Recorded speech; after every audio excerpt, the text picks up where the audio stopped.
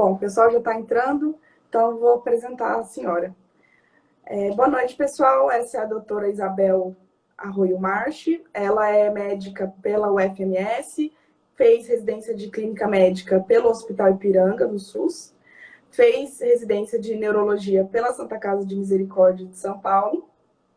Ela também é eletroneuromiografista pela Unifesp e tem títulos de especialista em neurologia e neurofisiologia clínica. Então, doutora, para começar a nossa live, eu queria perguntar assim, quando é que a senhora percebeu que queria medicina? Tá. Bom, Ana Luísa, em primeiro lugar, eu queria agradecer muito o convite de vocês. Eu me sinto extremamente honrada de estar participando dessa live com a Liga. E essa é uma resposta difícil, porque eu sempre quis fazer medicina. Desde pequena, desde criança, eu dizia que eu queria ser médica. Não sei se pelo fato da minha mãe ser médica, mas eu sempre quis fazer medicina. Eu nunca pensei em outra profissão, né? Claro que eu nunca direcionei os estudos. Eu estudava, no geral, assim, história, qualquer área de humanas, mas eu sempre quis fazer medicina. Eu gostava muito de acompanhar minha mãe nos plantões, de vê-la atendendo alguns pacientes. Eu gostava do ambiente de hospital, do ambiente do consultório. Então, foi uma coisa meio natural, assim, sempre quis fazer medicina. Facilitou, né, o fato dela ser médica, acho que Eu acho que mais contato, né, com a área. eu acho que influencia muito, né? E uma coisa que influencia muito também é a maneira como o pai médico ou a mãe médica veem a medicina, né? Então eu presenciei muitos amigos meus que os pais não eram tão satisfeitos com a profissão, não eram tão satisfeitos com a medicina, ou às vezes com a especialidade que escolheram, e os filhos acabavam desviando para outras profissões. Minha mãe sempre foi uma apaixonada pela medicina, sempre trabalhou muito e com muito amor e com muita dedicação, e acho que a admiração pela minha mãe e o amor que ela tinha pela medicina acabou que me influenciou também, né? Sim, com certeza. Uma imagem positiva da medicina, né? Sim, exato. E aí, quando a senhora passou para medicina, dentro da faculdade já, quando é que a senhora despertou? Teve algum acontecimento que despertou para o lado da neurologia? Olha, Ana Luísa, eu sempre fui uma aluna de medicina que eu nunca quis ficar muito direcionada para uma especialidade. Até evitava ficar pensando, o que eu quero fazer depois que eu me formar, até para não desviar do assunto, dos estudos. Então, eu sempre quis estudar tudo. Tanto a área de clínica, como a área cirúrgica, ginecologia, obstetrícia, pediatria. Eu sempre tentava estudar de tudo um pouco. Durante o curso de medicina, eu pensei em ser várias coisas. Pensei em algumas especialidades da área clínica, da cirurgia. A escolha pela neurologia, na verdade, foi uma consequência e não um objetivo, né? O que aconteceu? No quarto ano de faculdade, é uma história até engraçada. No quarto ano de faculdade, o meu professor de neurologia, Dr. João Américo, ele tinha uma fama de ser muito rígido, muito bravo, muito exigente. E na primeira aula do curso de neurologia, no quarto ano, eu tinha uma amiga minha melhor amiga de sala, que ela adorava conversar. E ele estava no começo da aula e ela me chamou, e eu olhei para o lado e comecei a conversar com ela. E na hora ele deu uma bronca na gente. Tanto eu quanto ela levamos uma bronca. Então eu falo que a bronca foi a culpada de eu ter feito neurologia, porque quando ele deu essa bronca, eu falei, meu Deus, esse professor vai me marcar. Então eu preciso estudar muito neurologia para não ter nenhum problema. E acabei que me apaixonei pela neurologia mesmo. Eu comecei a estudar muito a neurologia, comecei a me interessar pelo assunto e acabei fazendo neurologia, mas então foi uma consequência, né? Eu nunca tive a neurologia como um objetivo, como um resultado a ser alcançado, e sim uma consequência. Até no quinto ano, eu não tinha certeza do que eu ia fazer. No final do quinto ano, eu tinha certeza que era uma área clínica, que eu não queria mais a área cirúrgica, isso sim. Mas eu fui decidir mesmo pela neurologia lá pelo sexto ano. E como? além de gostar de estudar o assunto, no quinto e no sexto ano, a gente começa a dar plantão, começa a ter mais prática. E eu percebia que quando chegava algum caso neurológico no pronto-socorro, eram as ocasiões que eu me sentia mais estimulada, que eu me sentia mais viva, que eu gostava, eu ficava incentivada de atender o caso neurológico, estudar, ir atrás. Então, isso foi me levando a fazer neurologia. Por que eu falo que foi consequência? Uma coisa que eu acho muito interessante eu falo que o resultado que a gente quer ter no final de algum processo, o resultado, o objetivo, a meta, ele tem que ser sempre uma consequência. Sim. Não um caminho a ser percorrido. Uma consequência. Por quê? Porque se a gente fica muito preocupado com aquele objetivo final, não, eu preciso passar na residência, eu preciso ser um profissional médico de sucesso. Você fica tão preocupado com o futuro, tanto com a cabeça no futuro, que além de gerar muita ansiedade, você não aproveita o presente, né? Você não exerce a plena consciência do presente. Ver o que está acontecendo naquele momento. Então, por exemplo, tem muito aluno que já decide no terceiro ano, eu quero fazer oftalmologia. Então nem vou prestar atenção nas aulas de ginecologia, nem vou ficar muito preocupado com as aulas de urologia, porque eu vou fazer oftalmo mesmo. Mas isso é muito ruim, porque além de limitar o aprendizado, né, gera muita ansiedade. A gente não sabe o dia de amanhã. Hoje, no terceiro ano, você quer fazer oftalmologia, no sexto ano pode mudar, ou às vezes o sexto ano nem chega, porque às vezes você decide por outra profissão, eu não sei. Então, você ficar muito com a cabeça no futuro, em atingir aquele resultado, você se perde. Você se torna uma pessoa ansiosa e perdida, distraída, porque você não sabe o que está acontecendo naquele momento. Então, o aprendizado, qualquer tipo de aprendizado é importante. Independente do que você for fazer. Se você aproveitar o momento presente, assistir às aulas, sem nenhum tipo de seleção, estudar todos os assuntos, consequentemente, você vai atingir o seu resultado, que é entrar numa residência médica, que é ser um médico de sucesso. E, naturalmente, você vai descobrir o seu talento, a sua especialidade de escolha. Porque se você fica muito com a cabeça no resultado final, além de ser uma pessoa ansiosa, se você chega no resultado final e não consegue aquele resultado, poxa, não passei na residência.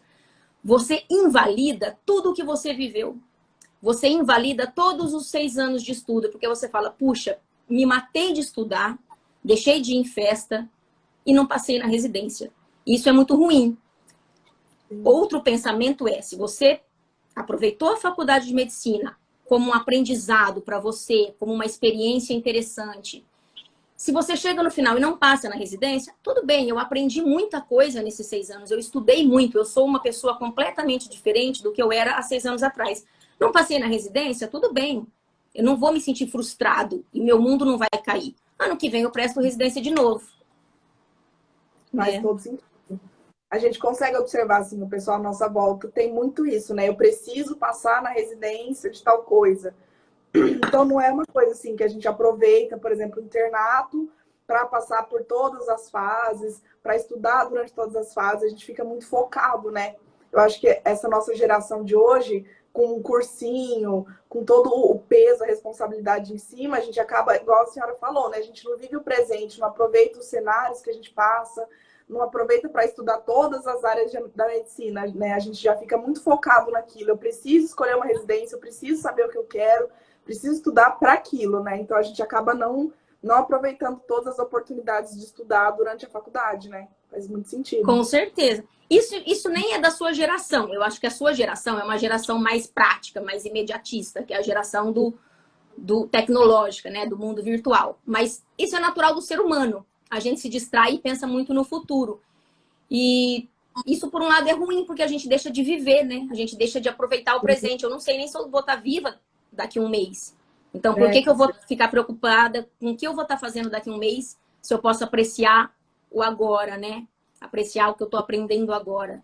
Então, isso é importante. E não adianta ter pressa. Eu fui uma pessoa que eu já fui mais apressada, mas depois que eu te contar dos percalços aí que eu tive de residência, de faculdade, 1 ano, 2 anos não fazem diferença. no final das contas. É verdade, realmente. A gente quer, assim, sair da faculdade e passar, né, para residência. Às vezes isso não é necessário, né? Às vezes, aquele ano que você vai trabalhar como médico geral numa UBS, num pronto-socorro, ele vai ser essencial para o seu crescimento e até para o seu amadurecimento para entrar numa residência médica não tão cru, né? Mais amadurecido, com mais prática. Então, assim, tudo é importante. Sim.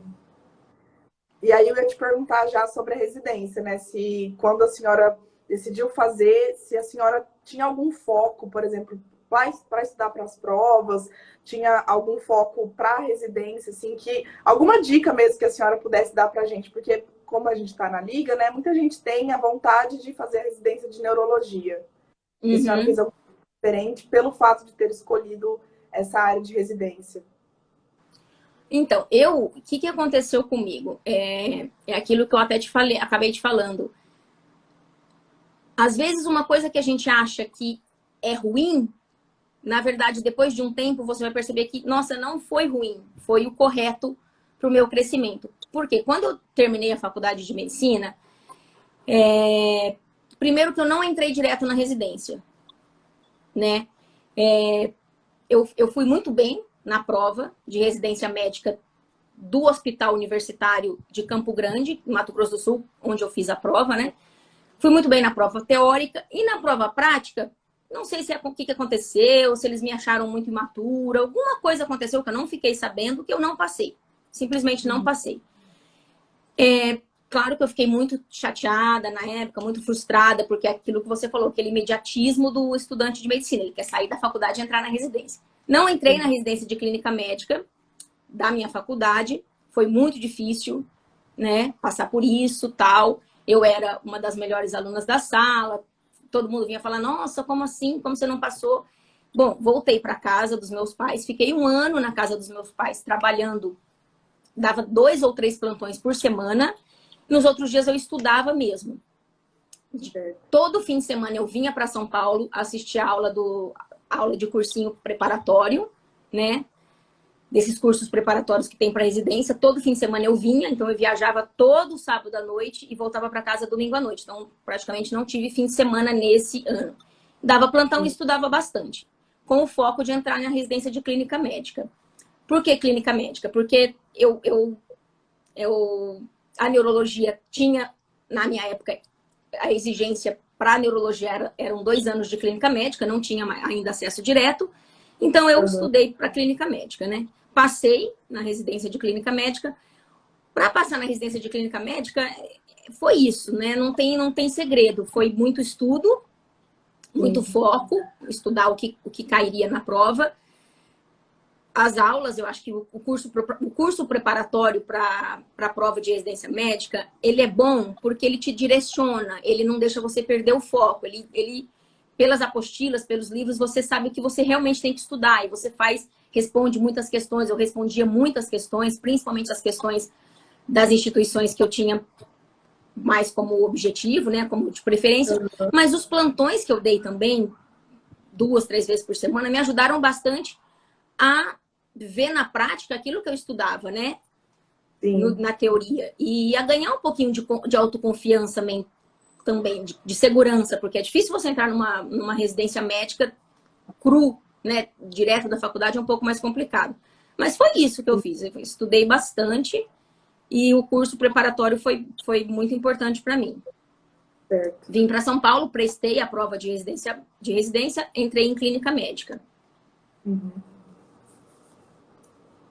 E, bom, quer que eu continue? Eu fiz 2 anos de clínica médica aqui em São Paulo, no SUS.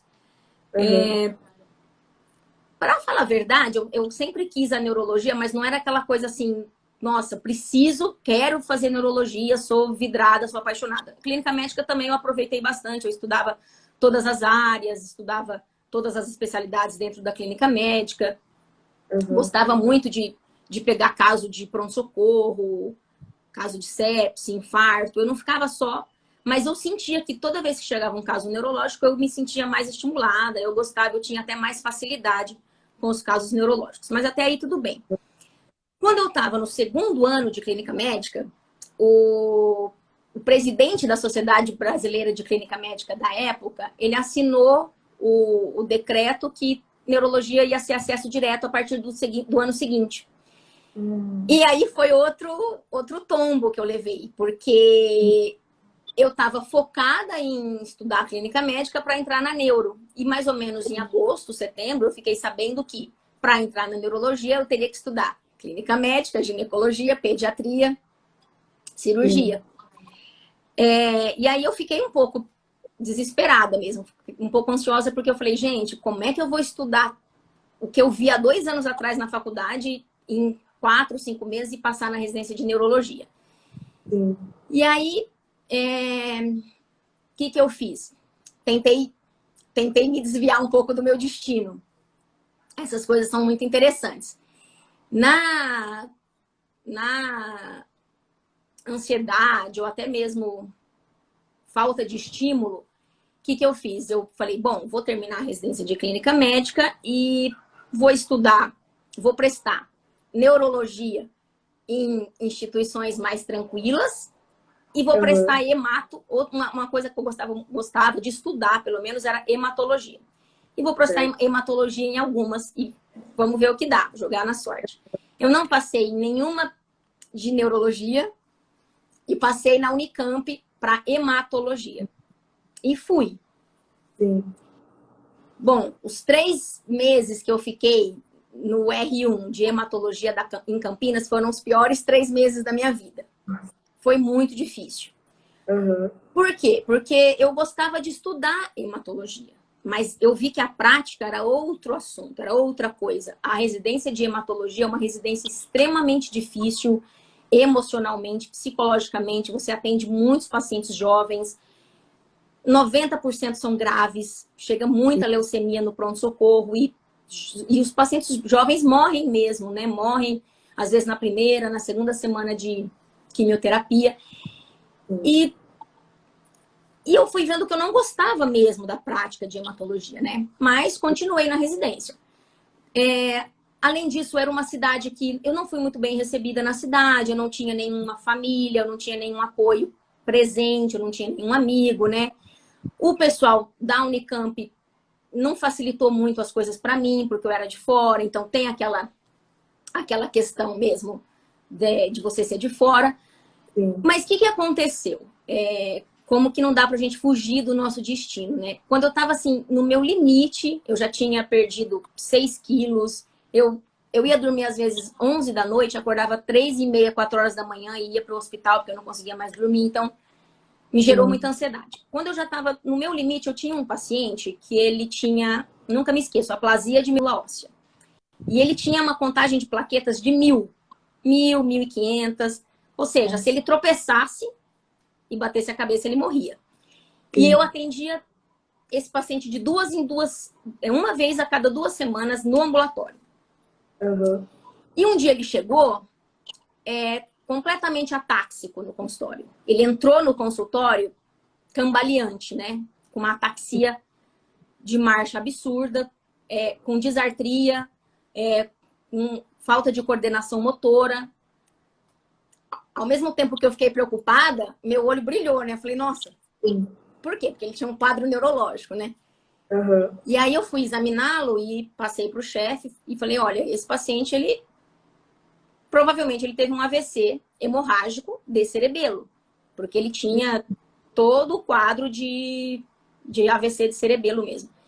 Esse paciente foi para o pronto-socorro, era um AVC hemorrágico de cerebelo. Graças a Deus ele melhorou, ele se recuperou.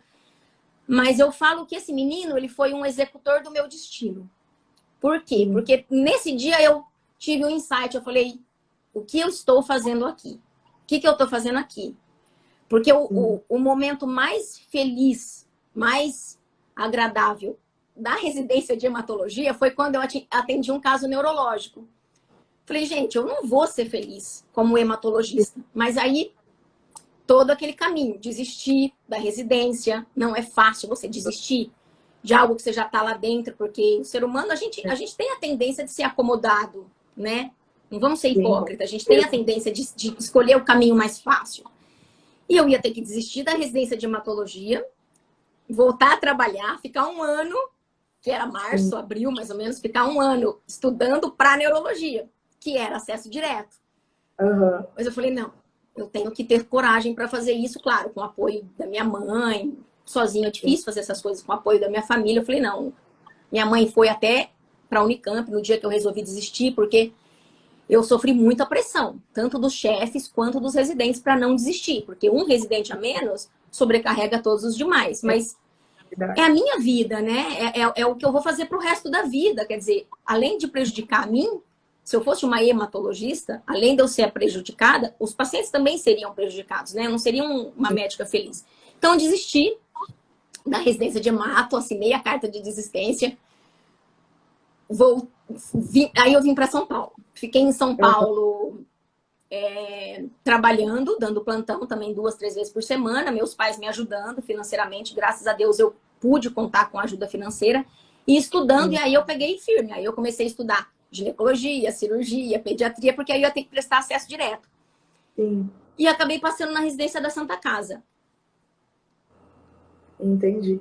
E o que a senhora, assim, qual foi o critério que a senhora escolheu a Santa Casa de São Paulo para fazer a neurologia? Foi uma coisa muito pessoal. A escolha pela Santa Casa de São Paulo foi uma coisa muito pessoal. Não foi nada a ver com a instituição. Tem um dos chefes da Santa Casa, que já foi até chefe de cadeira, hoje ele está mais velho, ele não é mais chefe de cadeira. Ele foi pelo livro dele que eu estudei semiologia neurológica. É o Dr. Wilson Sanvito.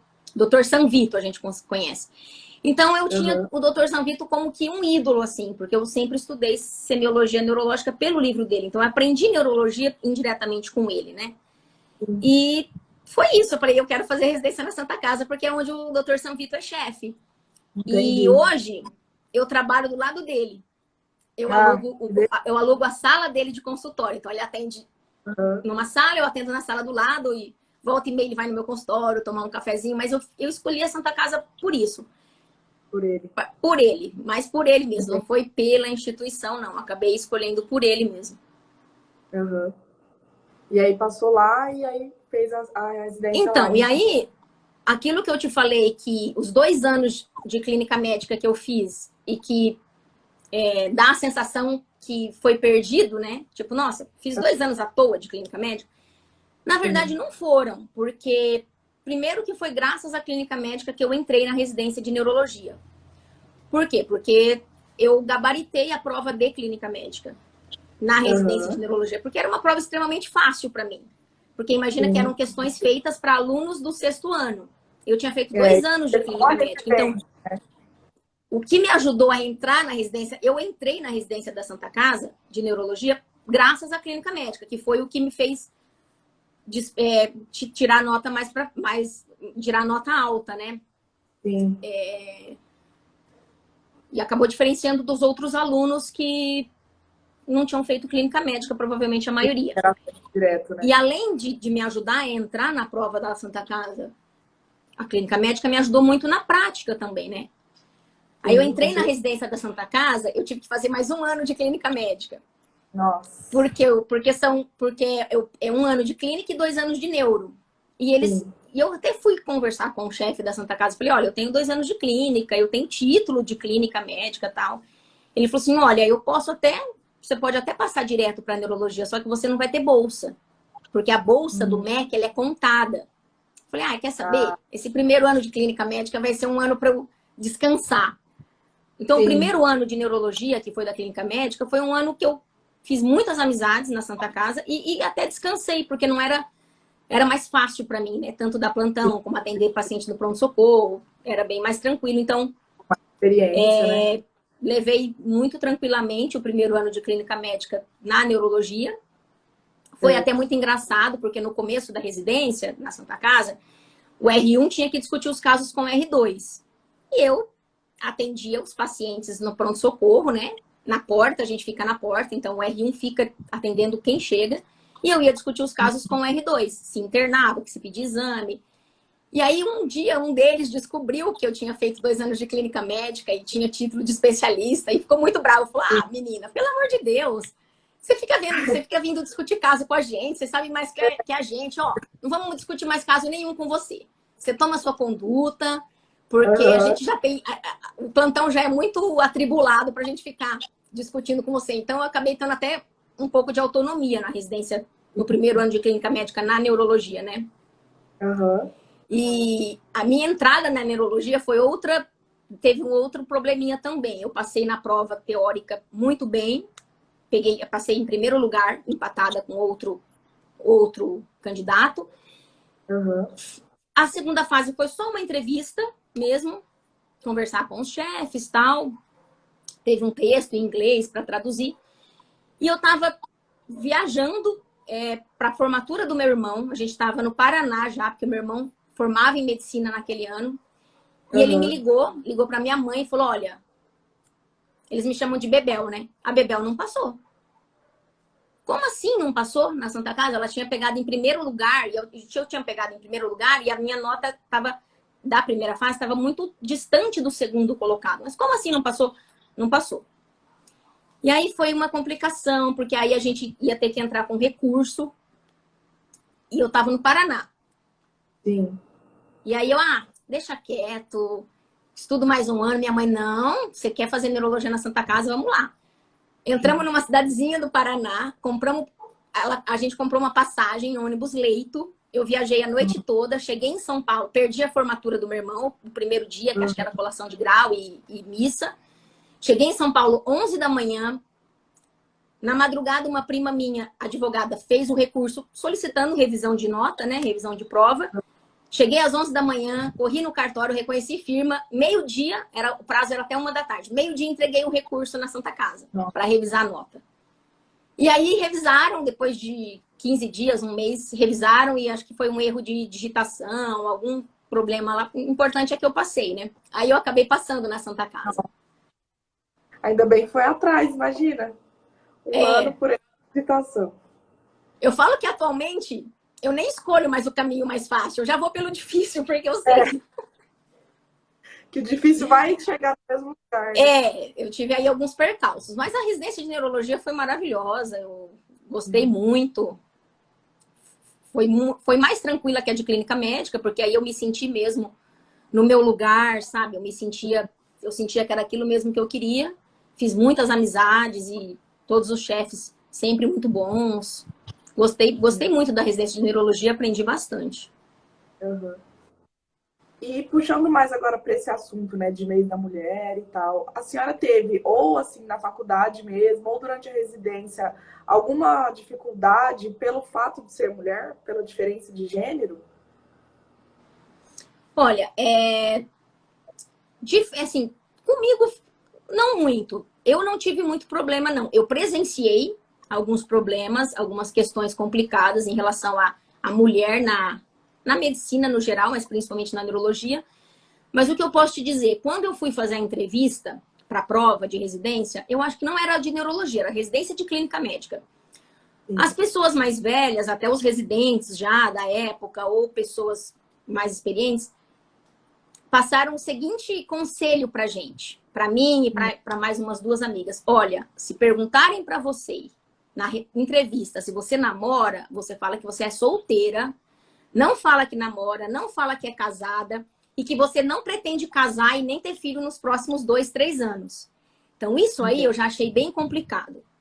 E acontece isso mesmo. Tem lugares que na prova de residência eles perguntam mesmo, sem nenhum tipo de receio, se a mulher pretende engravidar, se ela é casada, porque tem essa cultura que a mulher solteira, que não pretende engravidar, não é casada, vai se dedicar mais à residência, o que é completamente factício, né? Sim, com certeza. É completamente falso, na verdade, depende da pessoa, né? Mas isso foi uma situação que eu vi que eu achei muito complicada, e a gente vê isso mesmo. Outras coisas que eu vi, na residência de neurologia, por exemplo, no meu ano, eram 4 residentes. Eu era a única mulher. Então, é perceptível que algumas especialidades médicas, eu estava até dando uma lida, depois que você me passou o tema dessa live, as especialidades médicas, só 25% são maioria mulheres, né? E a neurologia e a neurocirurgia são áreas que têm uma grande predominância de homens. Principalmente a neurocirurgia, mas a neurologia também. E eu percebia isso na residência, sim. Os residentes de neurologia, a maioria era homem, os chefes também, a maioria homens. Quem ocupava os cargos catedráticos, as cadeiras, eram homens. E as poucas mulheres que tinham, elas eram extremamente bravas, rígidas, exigentes, assim, aquela casca dura, sabe?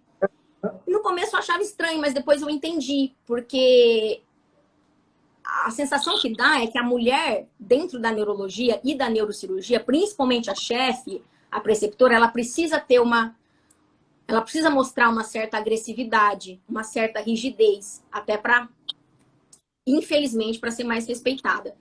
Mas eu acho que isso aí vem mudando bastante.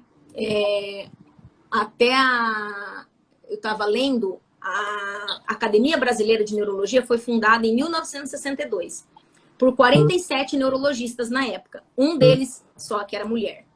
Então, mas está mudando, né? Cada vez mais a gente vê a mulher na medicina. A partir de 2009, a partir do século XX, a gente vê essa feminização da medicina, que eles dizem, né? Em 2009 foi o primeiro levantamento da Academia Brasileira da Academia Médica Brasileira, da Associação Médica Brasileira. Em 2009 foi a primeira vez que tinha mais mulheres do que homens médicos recém-formados, né?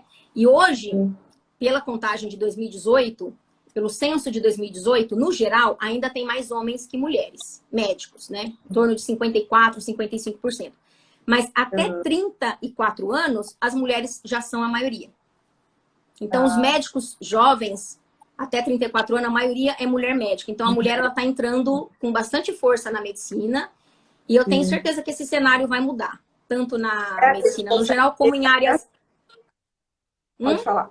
Não, pode falar. Eu acho que esse quadro vai mudar com o tempo, tanto em áreas na medicina no geral, como em áreas muito masculinas, assim, muito de predominância masculina, como ortopedia, neurocirurgia, neurologia. Eu acho que a tendência é ir mudando, sim.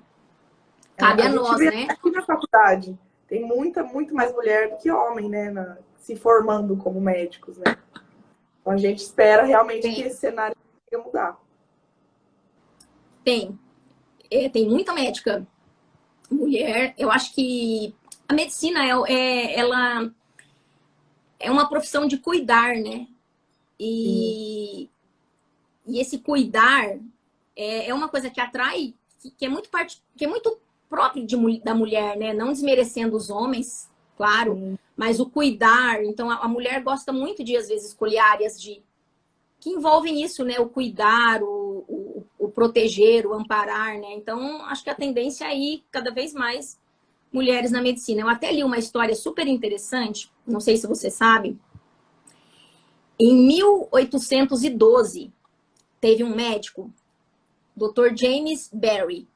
Ele se formou em Edimburgo, na Escócia, 1812. Depois que ele se formou, ele ocupou um cargo super importante num hospital militar lá daquela região. Ele atuou por anos nesse hospital militar como chefe. E 53 anos depois de quando ele se formou, ele já tinha morrido, descobriram que ele era mulher. Chamava Miranda. 1812. Sim. Então, graças a pessoas como ela, né? Que eu acho que a gente está conseguindo entrar na medicina, né? E hoje, claro, muito mais fácil. Você vê que ele precisou disfarçar, né? Precisou fingir que era homem. Eu até anotei umas datas aqui. Em 1879, foi que surgiu a lei do direito da mulher entrar na faculdade. 1879. E em 1962, muito pouco tempo atrás, 1962, nossos pais eram nascidos já. 60 anos atrás. Que foi feito o Estatuto da Mulher Casada. Sabe o que é isso? A mulher pode trabalhar fora sem pedir autorização para o marido. 1962. É chocante, né? Pensar Então, que há pouco tempo atrás a realidade era completamente outra, né? completamente diferente.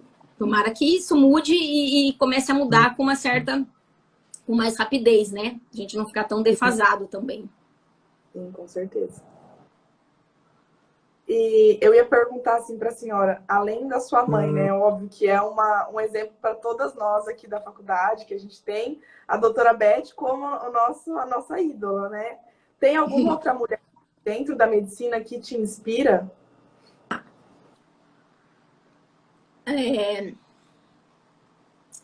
Dentro da medicina, Sim. a doutora Angelita Gama, que é especialista em proctologia, né? Que é uma mulher fenomenal. Ela não sei dizer quantos anos ela tem, mas ela já tem muitos anos de experiência na medicina e admiro muito. Ela é cirurgiã, marido também, né? E ela é uma mulher que eu admiro bastante. Minha mãe sempre falou dela. Eu tive uma chefe na Santa Casa de neurologia que me marcou bastante, que era a doutora Patrícia. Ela era extremamente rígida, extremamente exigente e todo mundo tinha medo dela, inclusive eu. Mas se você estudava e se você mostrava interesse, se você mostrava que você tinha vontade de aprender, ela se mostrava uma pessoa maravilhosa. Aquela chefe que, assim, se você ligasse para ela, não precisava nem ser o dia de plantão dela, tá? Dia que ela tá em casa, você ligasse para ela 3h30, 4 horas da manhã, ela acordava, ela te atendia, ela te orientava. Às vezes chegava um AVC no pronto-socorro, tinha que trombolizar. Ela chegou a sair da casa dela num dia que nem era plantão para auxiliar a gente na residência. Então, assim, doutora Patrícia, uma pessoa que eu admiro muito. Minha mãe, claro, a doutora Angelita Gama. Tem tanta mulher, né? A doutora Elza Jacobian, que é especialista em epilepsia, foi presidente, foi uma das duas. A Academia Brasileira de Neurologia teve até hoje 2 presidentes mulheres. Uma delas é a doutora Elza. Admiro muito também, já assisti aula com ela. Ela é um papa da epilepsia no Brasil, super respeitada. E colegas da minha mãe, médicas também, de Votuporanga mesmo, que eu chamo de tia, né? Mas é a doutora Glória Pascon, sempre admirei muito. Quando criança, eu via, né, essas mulheres indo trabalhar, todas de branco e, muitas vezes, deixando os filhos com babás, né? A doutora Regina Nassimbene, que não mora mais em Votuporanga, que é muito amiga da minha mãe também, outra mulher médica que eu sempre admirei muito. A doutora Beda, que é mãe da Thalita, que hoje é professora de vocês. Então, eu tive muitos exemplos de mulheres fortes, assim, dentro da medicina. Tem muita gente para citar. Sim, com certeza. A gente aqui na faculdade, a gente também tem muitas médicas que a gente se inspira e almeja chegar onde chegaram, né? É muito bom ver que realmente as mulheres estão se sobressaindo, né, nas especialidades e que esse cenário está mudando, né? Aos poucos, mas vai mudando. Sim, aos poucos a gente vai conseguindo mudar, né? Eu sinto que a gente ainda precisa estudar mais, mostrar que é mais...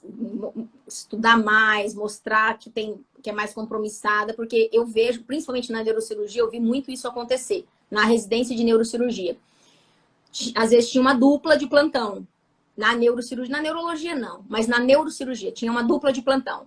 Às vezes um residente homem e uma residente mulher. Quando chegava algum caso cirúrgico, o plantonista pegava o residente homem e deixava a mulher no pronto-socorro, na porta, para atender os casos que chegavam. Então, eu vi muito isso, sabe? Na hora de escolher algum auxiliar para cirurgia, na hora de passar um paciente mais grave, eles acabavam dando preferência para os residentes homens. Então, isso há pouco tempo atrás. Então, a gente ainda tem um bom caminho pela frente. E a gente que já está no mercado de trabalho, a gente conta com vocês também, que estão se formando, que estão na faculdade, a ajudar a gente nessa luta, né? De mostrar cada vez mais a competência e o poder da mulher, né? Na medicina. E porque o que a gente vê? A mulher médica, às vezes, ela sofre preconceito ou julgamento de todas as partes.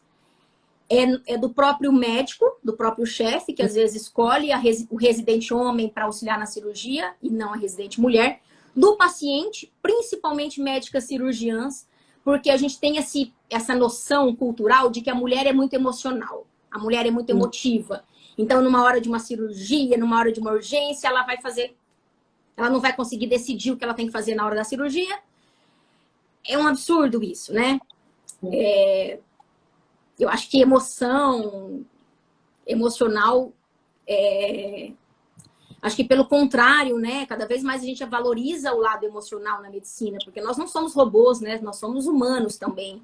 E é muito bom para o paciente ver o nosso lado humano, ver que o médico dele é um ser humano também, que sente, que chora, que sofre, né? E eu acho que o lado emocional não atrapalha em nada, pelo contrário, ajuda, né? Ajuda você a ter mais garra, ajuda você a ter mais empatia, mais compaixão com o paciente. E a decisão no momento de uma cirurgia não tem nada a ver com o lado emocional, tem a ver com a competência e com a experiência daquela pessoa e com o tanto que ela estudou, independente de ser homem ou mulher. Então, sofre o preconceito dos médicos, sofre do paciente, muitos pacientes ficam inseguros de serem atendidos por mulher, principalmente operados por mulher, a gente vê muito isso ainda. E sofre também preconceito e julgamento da sociedade, porque ela deixa os filhos em casa. Como assim? Ela vai trabalhar, ela vai para o plantão, deixa os filhos em casa, o marido em casa, e o marido vai ter que pedir iFood? Ou o marido vai para a cozinha? Ainda existe isso, então existe o julgamento da sociedade também, né? Então é uma batalha ferrenha, mas eu acho que a gente está vencendo. Sim. Aos poucos a gente está vencendo. Quando a gente comenta, né, a especialidade que quer fazer, fala assim, ai, mas quando é que você vai ter filhos? Quando é que vai casar? Fala assim, ai, não planejo agora, prefiro ainda construir a minha carreira profissional primeiro. Não, mas tem que ter filhos. A sociedade ainda tem esse tabu, né, de que a gente tem que primeiro priorizar a família e depois a parte profissional, né, como mulher, dizendo assim.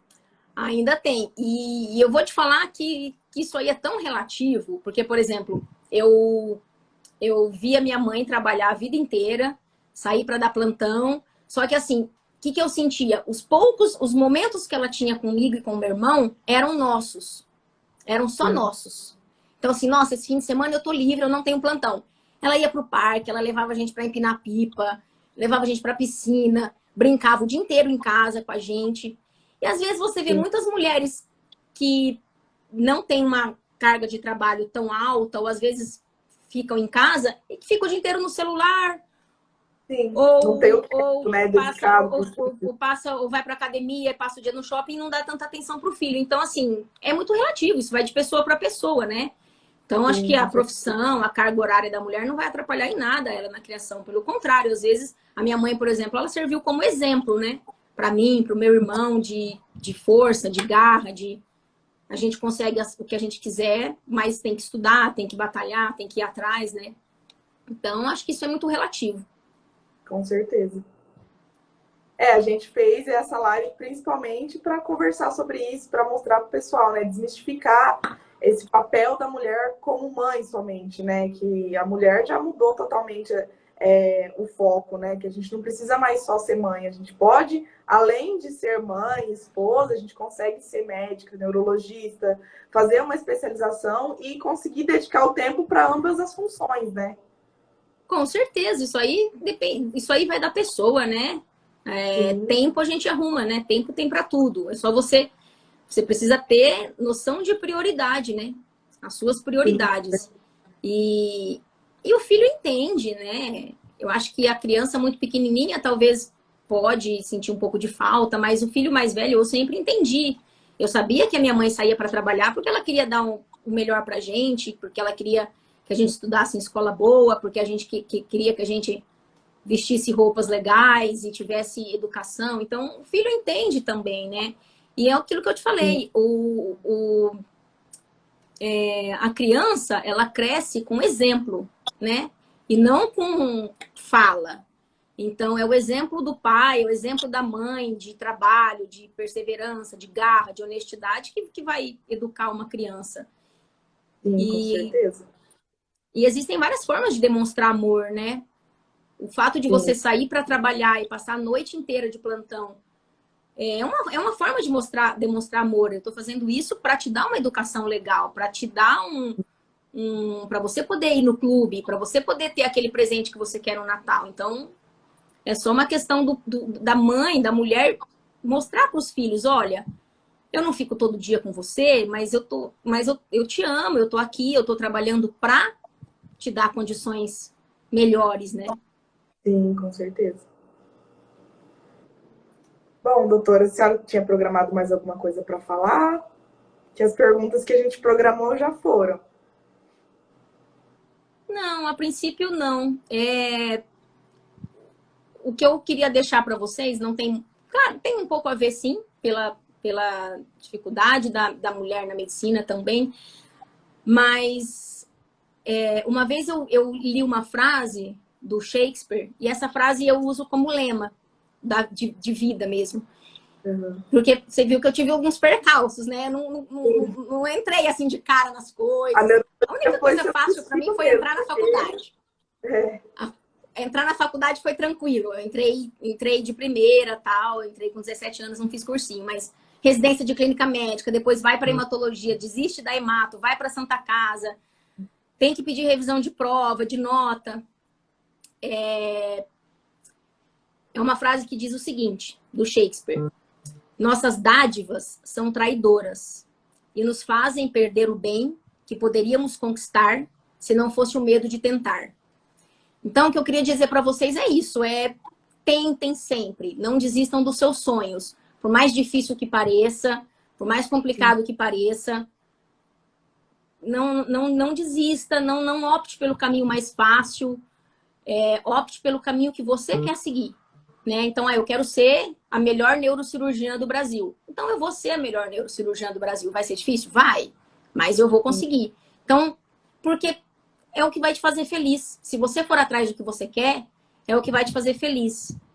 Nunca é o caminho mais fácil. É o caminho que faz a gente se sentir bem, se sentir feliz. E eu sou completamente realizada na medicina, na neurologia principalmente. Não me vejo fazendo outra especialidade. Uhum. Ai, que bom, doutora. Eu queria agradecer em nome da Liga, de todos os participantes, por a senhora ter aceitado o convite. Foi uma live incrível, que acho que conseguiu abrir muitos olhos, né, sobre essa questão da mulher na medicina, né, hoje em dia. Uhum. E acho que a senhora deu muitas dicas, assim, pra gente, né, que é um pessoal, assim, a gente é um pouco mais imaturo, né, de vivência, de escolhas, então acho que a sua história, ela conseguiu estimular muito a gente e com certeza algumas dicas, né, que a senhora falou, as experiências vão ajudar muito na nossa escolha, né, dos caminhos, na nossa formação. Eu fico muito feliz em poder compartilhar com vocês um pouquinho da minha experiência, um pouquinho das dificuldades que eu tive, né? Sim. E aquilo que eu falei para sempre, o resultado é consequência. Ele serve só para te guiar, para você não ficar perdido, para você ter um caminho a seguir. Mas o resultado é consequência do que você faz hoje, né? Do que você estuda hoje, do que você aprende hoje. Uhum. É isso, então. Muito obrigada, doutora. A gente vai mantendo Obrigada contato, a vocês. a gente fazer mais eventos juntas. Ah, vai ser ótimo. Com certeza vai ser um sucesso sempre. Tá, joia. Muito obrigada. Tudo de bom para vocês, viu? Também, que ficou até agora com a gente. Sim. E é isso, então. Obrigada, doutora. Tá, joia. Muito obrigada. Um grande abraço para vocês, viu? Obrigada. E aproveitem bastante a faculdade de medicina, em todos os aspectos, viu? Sim. Tá bom? Obrigada, doutora. Obrigada pela honra. Tchau, tchau.